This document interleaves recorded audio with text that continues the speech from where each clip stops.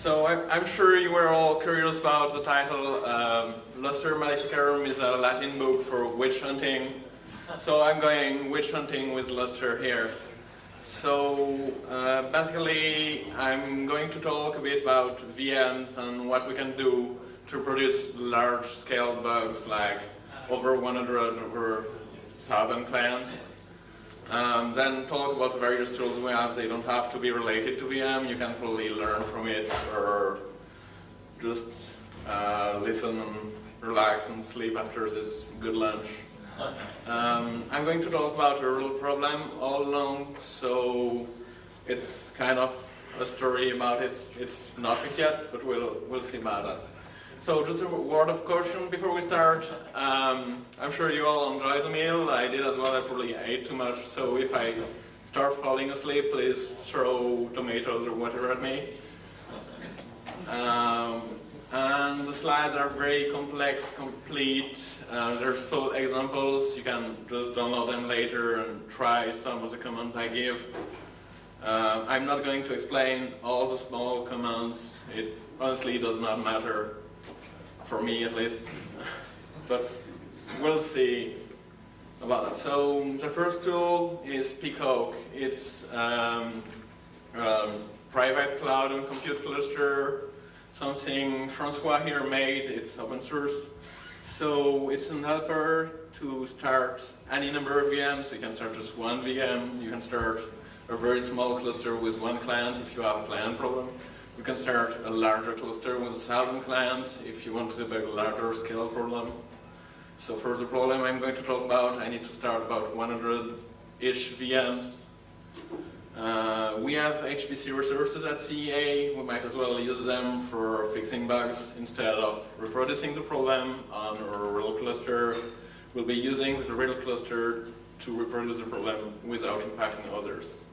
So while it is open source, I don't think the sources are available, so just send him a mail, bug him, and keep going until he publishes it. I'm sure he will at some point. And it's used for various other things like continuous integration. We have our own kind of Madu for CA products, as well as Lustre development for interns who cannot get hardware but can still work on kernel and work on stuff. So more specifically, it starts VM in a Slurm job. So Slurm cannot have an heterogeneous job.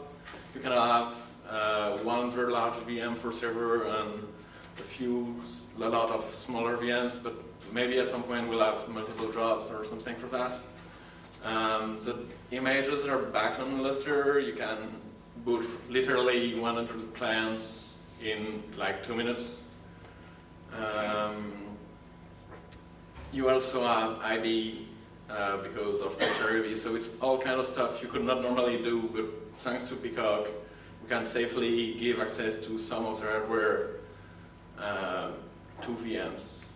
So once it's set up, it's as simple as start a job, wait a bit to have 3 nodes, so it depends on the load.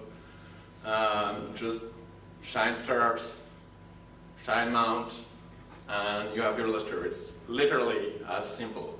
It's a bit of work to set up, but once that's there, you can reproduce your bug in 2 minutes.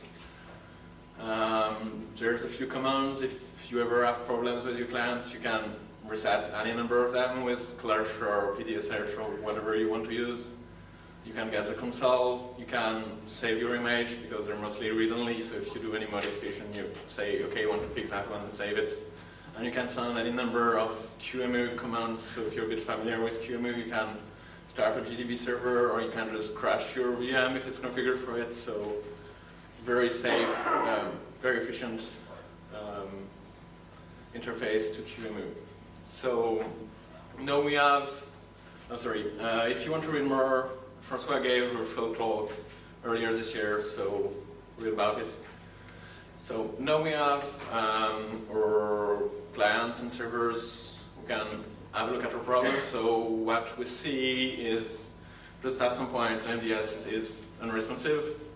So for our clients, you can see ODB ping, you can see that works, but the load on the server is completely idle. It's got a lot of thread.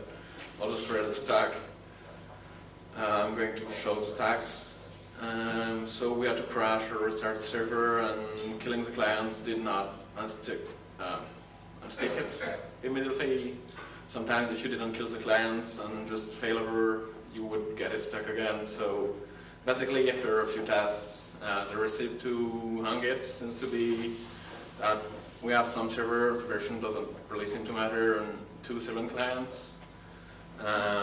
They open a lot of files in the directory. It can be different files, it can be a single file, it doesn't matter. And what's important is that we get a lot of stats or read getter on the directory. So basically, when you get all the computing stuff out of the way, you can have fun and just on a lot of clients do touch on different files or stat on the directory. So that's enough. I can reproduce it like almost 100% with that. We use an MP version of this. It's basically just the same. A few threads that do open and a lot of threads that do stat.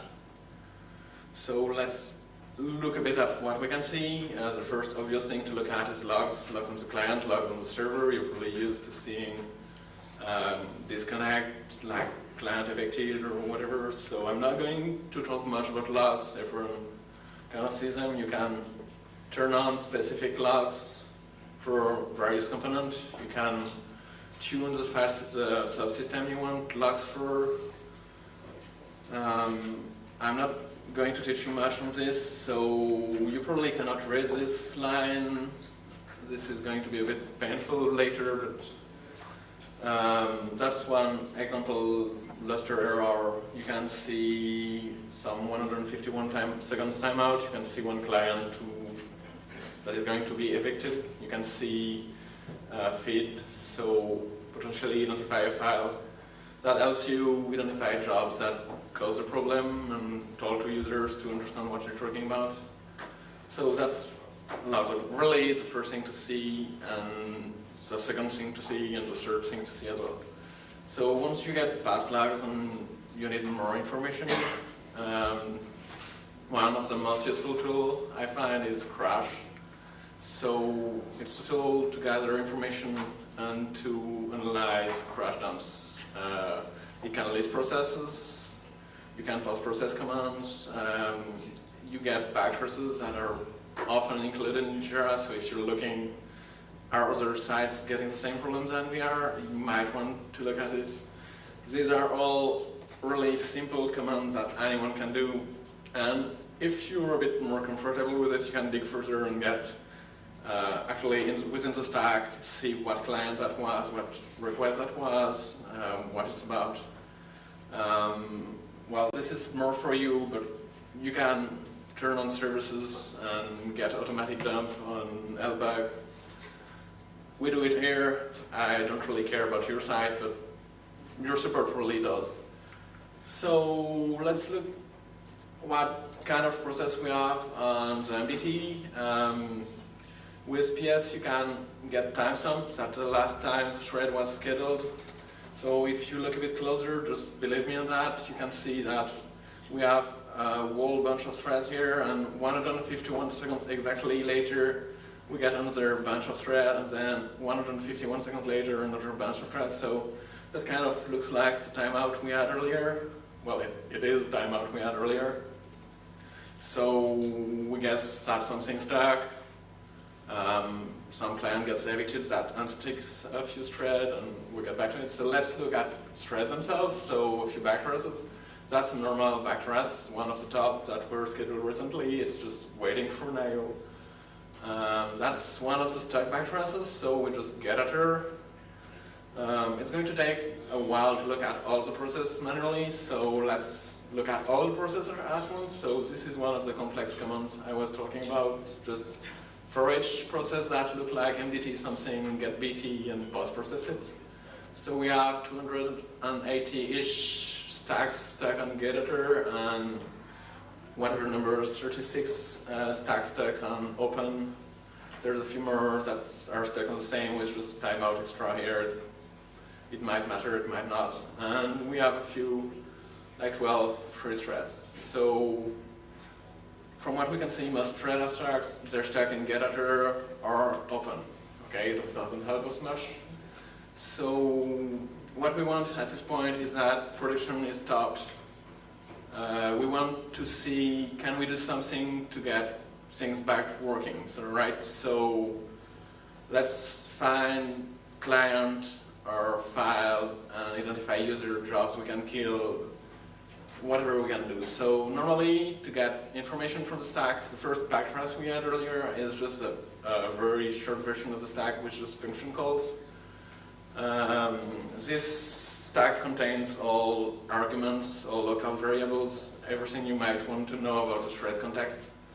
And Crash can help you there. If you use pool allocation, you can get useful names like LDLM resource, LADRPC cache. So I realize this is a bit small, but if you take this address here and look at the request peer need field, you actually get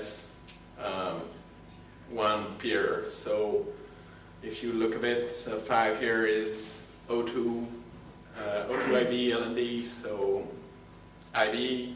The 1 is the number of the LNets, so O2IB1. And the following is the IP address. So not quite IPv6 ready, but it's what you want here. For the resource here, we can get the feed associated with the resource. So look at the address again. Look at LR name, which is the name of the resource itself, and you get one file.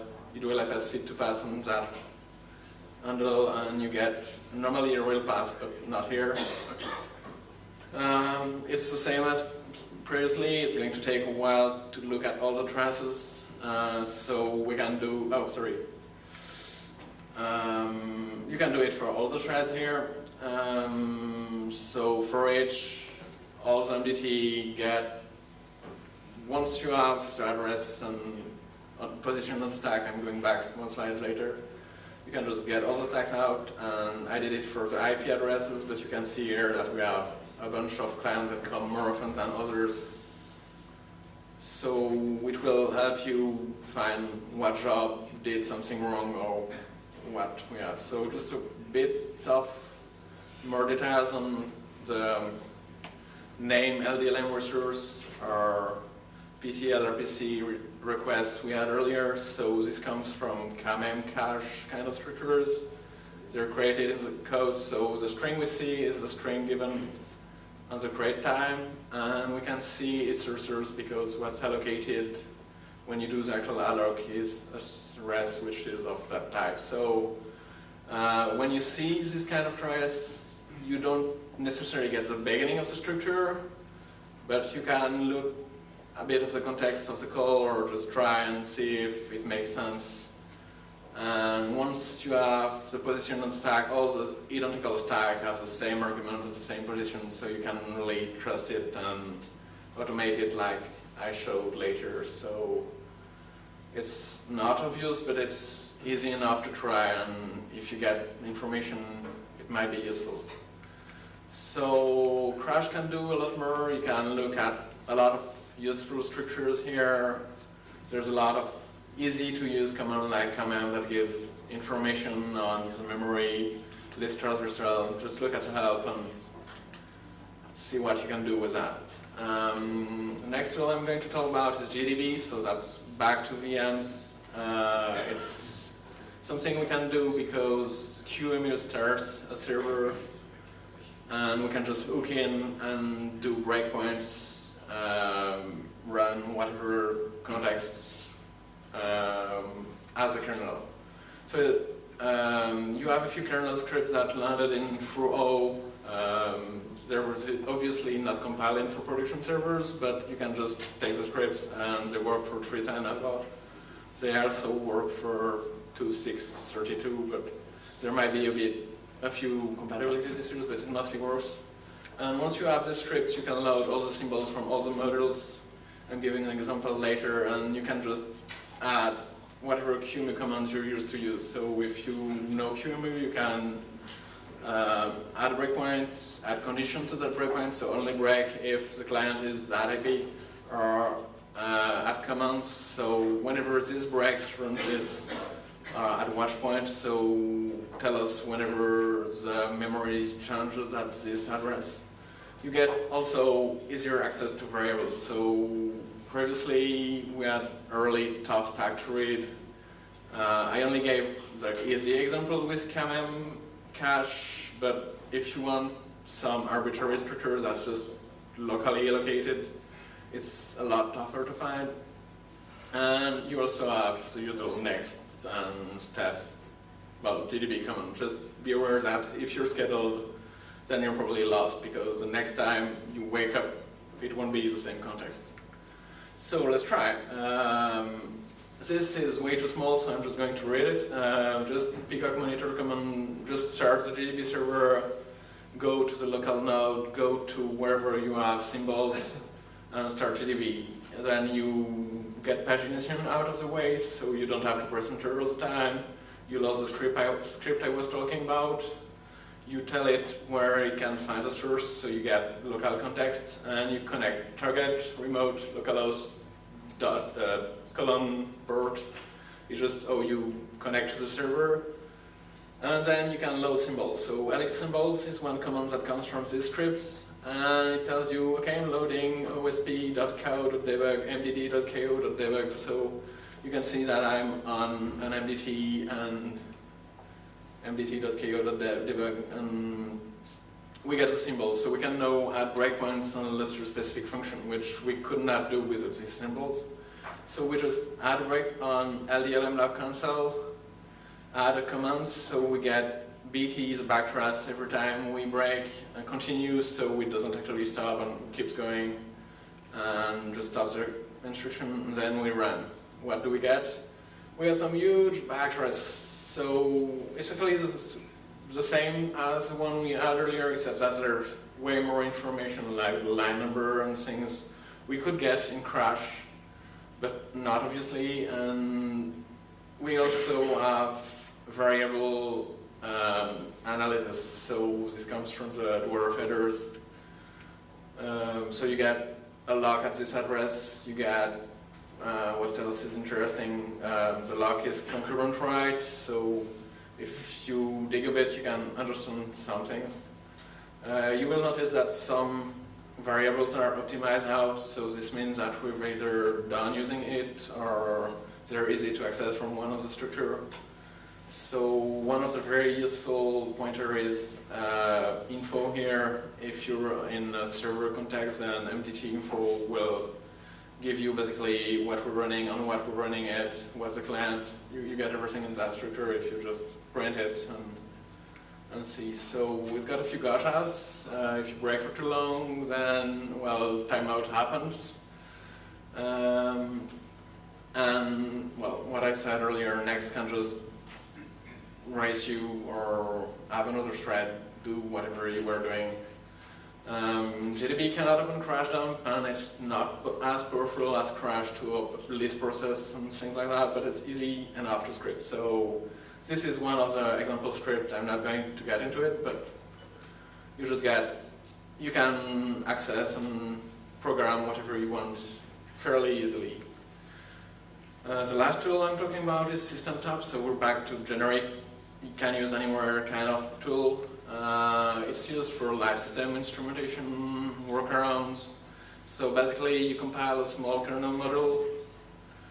Thanks to debug, you get access to pretty much any functions, entry point, return point, line number, whatever. So you just hook in, and you can log values. You can get information derived from variable using other functions, so you can embed C code there and run pretty much anything. And it's often used for call graphs or statistics. So it's also used for workaround. You can change return values, you can change the local variable. You can do everything you want, but pretty much anything you want. So one example here is we had some LU where getExciter failed with EIO, and there wasn't any good reason for it, so we just say, I want to hook into some function in the module Lustre called LAD16 cache or fill, and say, okay, I got EIO here, this is a regular user, and we get some environment variable, we log it, and say, okay, instead of EIO, we just put E again. So in case of a real EIO, this is horrible and shouldn't happen, but we log it, so we kind of monitor that we don't get this kind of behavior. So we have a bit of C code here, just a print K, but it could be anything. This is just a simple example. So here's how you run it. You just get SystemTop stuff installed and just run it, compiles the module, it loads. It looks for stuff and compiles the module, loads it. You can have stuff automatically run, and you can have SystemTop list variables that are available here. So once again, this is really way too small again. But here we have, for LAD16 cache refill, you could have accessed the inode structure, the OIT structure, or so the lookup intent. Anyway, this is one example of what we can do with SystemTop. It's pretty useful when you don't want to wait for others to ship you fixes. So back to the problem we had, I kind of got off it at the end because I didn't use this much yet. After a while looking at the problem, we noticed patterns such as many clients hold a read lock on a directory, and some client will try to create a file in it. So they open with ocrate, they promote their lock to concurrent write, and the MDT will cancel all the peer lock. But this does not happen quickly, so some cancel are not happening, I guess. We thought of a race between the cancel and something else, but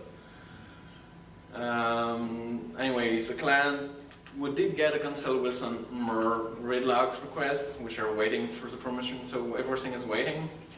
And at some point, the clients are evicted and everything processes, but we have more writer, so we're locked again. It eventually will recover, but it takes a lot of time.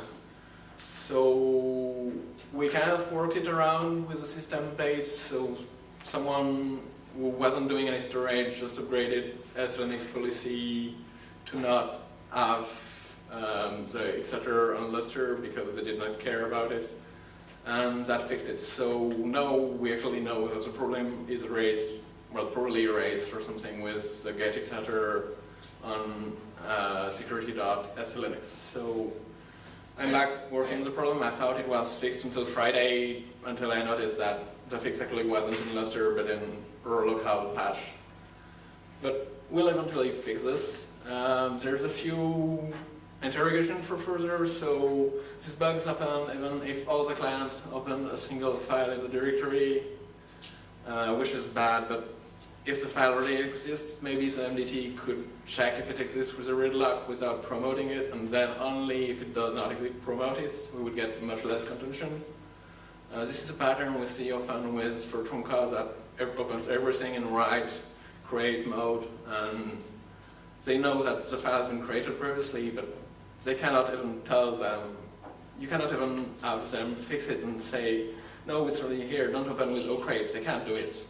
So maybe we could work a bit with them and help them reduce impact out there. And I actually have no idea why the MDT is unresponsive at this point. As we could see, there were 12 free threads. OBD pings did answer. I mean, the load was like 0. It should be working even if most threads were locked. So there's a few things to investigate a bit more. But looking back, well, it is an impacting problem, but we were able to reproduce it on VMs. It's way easier to export logs from VM because we're black site and we cannot get IP address, users, etc. out. So if we can reproduce it on this kind of cluster, we can just Here, here's 1 or 10 gigabytes of logs, please have fun and look through that. It's not very nice for level 2 support, but it's way easier for us. And even simpler programs that just need 1 VM, if you can just reproduce it, use GDBE, whatever, it's kind of helpful. So that's about it for me. I think we have time for a few questions. Well, thank you first. No.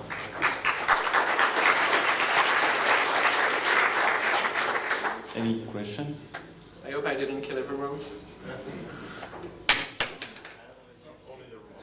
Just remote. No question. The slides are already online. Thank you. Okay, well. Andres? I was just going to say, if you could file a bug about the... Yeah, honestly, I found out about the exact bug on Saturday. I thought it was fixed with some LDLM race cancel problem, so I'm going just to look a bit like when we get back and I can at least test. I know it's not fixed on master. I was able to test during the break earlier, but that's about it, so we will.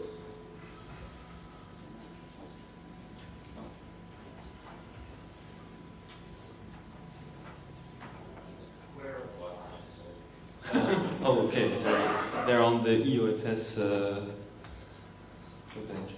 On the?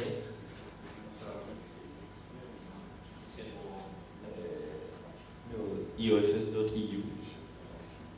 So my goal here was also to tell you that, well, at least the basic usage of Crash is not so hard. If you configure it, it helps, and even on site or not that good people can get basic information out of it. So just learn to use the basic commands.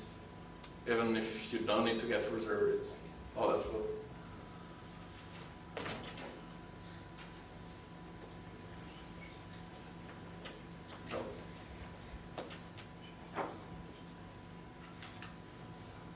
Thank you.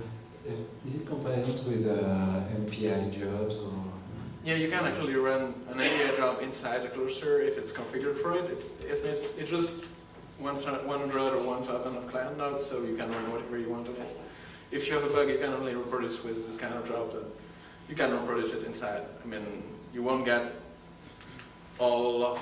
If you want to get all the same performances, then, well, you need as many curves, so you don't get much out of it. But if you can have simpler reproducers that just do the I/O burst, then you can probably do it with way less curves. So I run 128 clients with 30 nodes.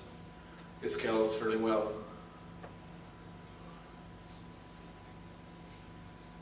Okay, I think we move on. Thank you again.